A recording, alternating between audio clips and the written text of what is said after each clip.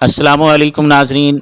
Azmi voice दिलचस्प अखलाकी और सबक आमोज़ कहानियों का चैनल है। बराए मेहरबानी इसको सब्सक्राइब कर लें। भंगी और मलका का इश्क।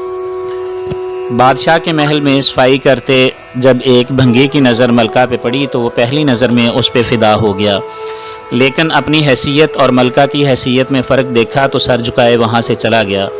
पर दिल था जो एक मुलाकात की हसरत में तड़पता रहा। इश्क की बीमारी ने जिस्मानी बीमारी का रूप लिया और वो बिस्तर पे पड़ गया। भंगी की बीवी भी इस सारी हालत से वाकिफ़ थी। भंगी की ख़राब हालत की बिना पर उसकी बीवी उसकी जगह काम पे लग गई।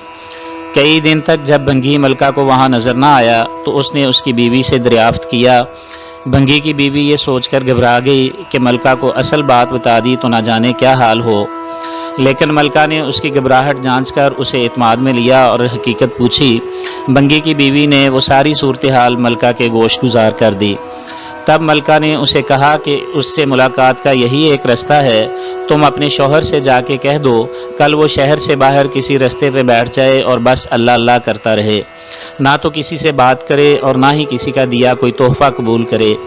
ऐसा करने से जब उसके चर्चे बादशाह तक पहुँचेंगे तो मुलाकात के रास्ते भी खुल जाएंगे।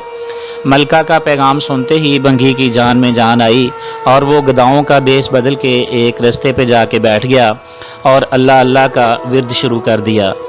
आने जाने वाले उससे मुतासर होते और नजराने साथ लाते, लेकिन वो ना सर उठा के किसी को देखता ना ही किसी चीज़ को हाथ लगाता। करते करते खबर बादशाह तक पहुंची और उसने वज़ीर को भेजकर दरियाफ्त किया कि कौन है वो और उसकी सच्चाई क्या है। वज़ीर ने वापस जाकर बादशाह से उसकी बहुत तारीफ़ की। बादशाह फ़कीर से फैज़ पाने की गर्ज से ख़ुद चलकर उसके पास गया।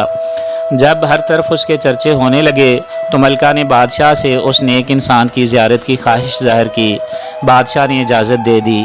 इसी असना में जब भंगी को इस बात का एहसास हुआ कि अब तक वो दिल से नहीं सिर्फ़ एक दुनियावी मकसद के तहत ही अल्लाह पाक के नाम की तस्बीह कर रहा था, वो झूठा है लेकिन फिर भी अल्लाह की रहमत उस पर इस कदर है कि लोग उसके सामने झुक रहे हैं। क्या बादशाह और क्या आम आदमी, सब ही उसे इज़्ज़त दे रहे हैं। उसने सोचा कि ये करामात तो सिर्फ ज़ुबान से अल्लाह पाक का नाम लेने की हैं।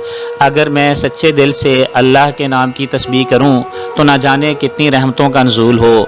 जब मलका उसके पास पहुंची तो उसने सर उठा के भी मलका की तरफ ना देखा और दुनिया को छोड़कर अल्लाह के रास्ते में निकल खड़ा हुआ और मलका भी रोती हुई वापस अपने महल की तरफ चली गई।